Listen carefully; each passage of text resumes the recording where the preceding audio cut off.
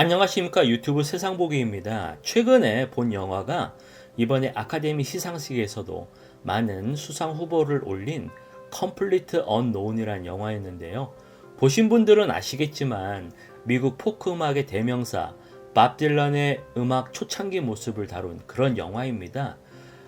근데 아직 살아계신 분인데 벌써 그에 관련 전기 영화가 이 영화뿐만 아니라 2007년에 나온 I'm Not There랑 2005년도에 나온 No Direction Home 벌써 세 작품이나 됩니다.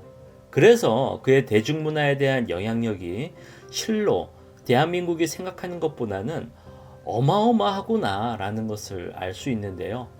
근데 사실 이렇게 전 세계적인 글로벌한 인지도에 비해서 대한민국에서는 그렇게 크게 인기가 왜 없을까 한번 생각을 해보게 됩니다.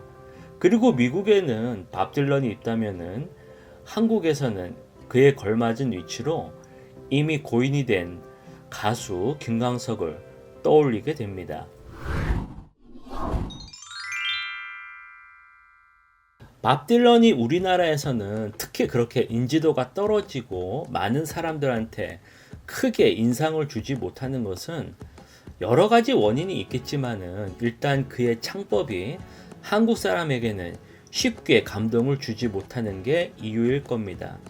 밥 딜런이 목소리가 그 특유의 거칠고 허스키한 톤으로 노래를 부르고 있는데 그게 영미권 사람들한테는 특이한 독특한 개성을 줄 수 있을진 몰라도 한국 사람 듣기에는 가뜩이나 영어로 듣는 것도 불편한데 뭔가 감명하지 못하는 그리고 읊조리는 듯한 그의 노래가 한국 사람 특유의 딱 떨어지게 정서적으로 확 다가오는 느낌을 주지 못하는 게 큰 원인이라고 봅니다.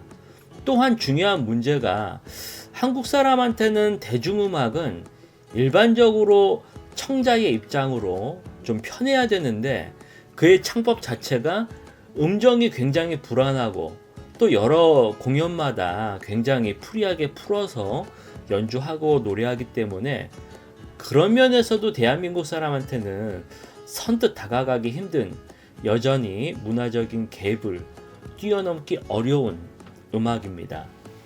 그리고 또 중요한 게 그의 가사가 너무 시적이라는 게 오히려 한국 사람한테는 영어라는 언어 자체가 완전히 다른 세계의 문화를 이해해야 하는 어려운 장벽인데 거기에 또 그쪽 사회에 맞춘 여러 가지 사회 풍자라든지 비판 메시지 그리고 베트남 전쟁과 인권운동 같은 여러 가지 이슈가 한국 사람한테는 미국 국내 이슈로 괴리감이 있는 그런 내용이라서 영미권 사람한테는 큰 울림을 줄 수 있지만은 밥 딜런이 음악이 절정이었던 6, 70년대에는 대한민국이 그렇게 타 문화에 관심을 가질 만한 사회적 여유나 정보가 매우 부족했던 시기였습니다. 그래서 밥 딜런이 미국에서 유명하고 위대한 포크라 가수라는 것은 인정하겠지만은 아니 노벨 문학상까지 받는 것은 조금 오버가 아니냐. 아니 조금 오버도 아니고 이게 노벨 문학상이 대중음악 가사에도 적용되는 게 과연 맞느냐라는 엄청난 비판을 받은 것에 대한민국 사람들도 대다수가 고개를 갸우뚱하고 납득하기 어려웠었는데요. 세계 제1의 미국 국제 질서의 파워가 결국 노벨상 위원회에도 영향을 준 게 아니냐. 그래서 결과론적으로 노벨상 스스로가 권위를 추락했다고 인식하게 됩니다. 그리고 또 한 가지 대한민국에서는 밥 딜런의 인지도가 크게 없었던 이유가 바로 앞서 언급했던 6, 70년대가 대한민국의 군사 독재 시절이었다는 것입니다. 그래서 특히 밥 딜런의 대표곡 중 하나인 Blowing in the Wind라는 곡은 한국에서는 금지곡으로 지정됐었습니다. 이 노래는 평화와 자유를 갈망하고 반전에 대한 메시지를 담겨 있는데요. 당연히 군부 독재 시절에는 이런 노래들은 금지곡으로 지정해서 방송을 탈 수가 없었고 국내 곡들도 여러 가지 노동 가요라든지 아침 이슬 같은 민중가요도 대부분 금지곡으로 지정돼서 방송을 할 수 없었고 일반 대중 앞에서도 공연을 했던 것을 금지했었습니다. 그래서 이런 여러 가지 복합적인 요인이 밥 딜런이 우리나라에서 크게 인기가 없었고 환영을 받지 못했었는데요.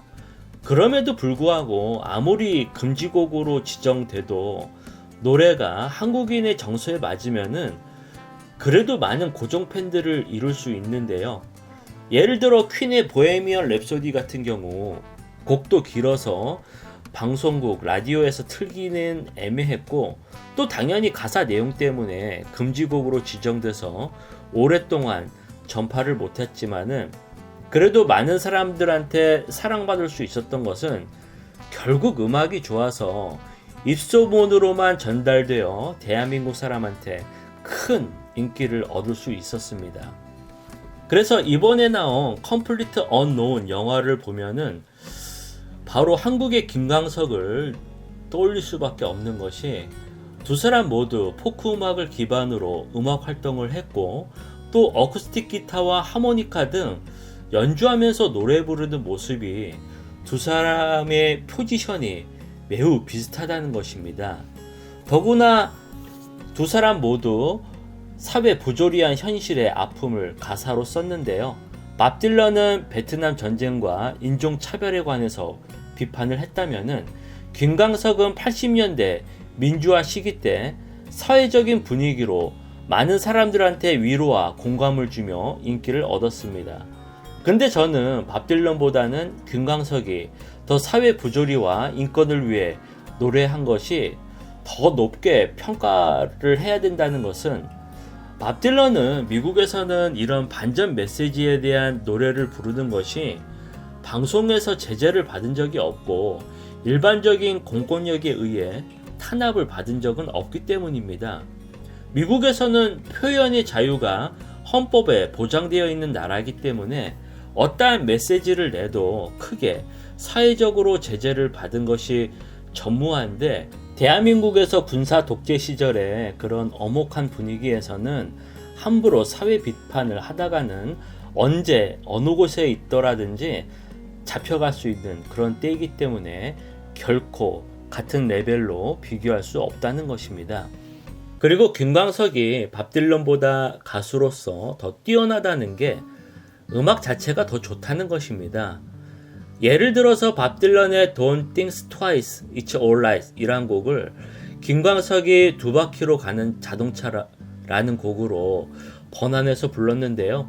들어보신 분은 아시겠지만은 원곡 자체는 멜로디가 좋은 곡이지만은 밥 딜런 특유의 허스키하고 마치 글씨의 초서체처럼 휘어 갈기듯이 부르는 노래이기 때문에 한국 사람 입장에서는 그렇게 크게 의미가 제대로 와닿지 않고 또 노래 자체도 굉장히 산만하게 들리기 때문에 오히려 김광석이 조금 정돈되고 안정되게 상대적으로 선이 명쾌한 그런 창법이 오히려 원곡보다는 더 훌륭하게 들린다는 것입니다. 그래서 음악 감상 자체는 주관적으로 각각 저마다의 해석이 있겠지만은 서정적인 멜로디를 안정적으로 부른다는 것에 있어서는 글로벌 스탠다드로서는 김광석이 밥 딜런보다는 더 뛰어난 음악성을 가지고 있다라고 할 수 있겠습니다. 그래서 이번에 컴플리트 언노운 영화를 보면서 느낀 점은 밥 딜런의 인생을 보면은 가수로서 시대도 잘 타고나야 되지만은 사회의 어느 곳에 위치하느냐에 따라서 정말 운이 이렇게 크게 달라지는구나 라는 생각이 듭니다. 만약 김광석이 젊은 나이에 이렇게 일찍 허무하게 세상을 떠나지 않고 길게 오랫동안 활동해 왔어도 전 세계 문화 패권인 미국의 훈각을 입은 밥 딜런 못지않게 그래도 대한민국을 넘어 전 세계에 어느 정도 커다란 음악적 족적을 남기지 않았을까라는 아쉬움과 또한 그리움이 교차된 생각이 들었습니다. 오늘 내용은 여기까지입니다. 구독과 좋아요 항상 정중히 부탁드리겠습니다. 좋은 하루 보내시기 바랍니다. 감사합니다.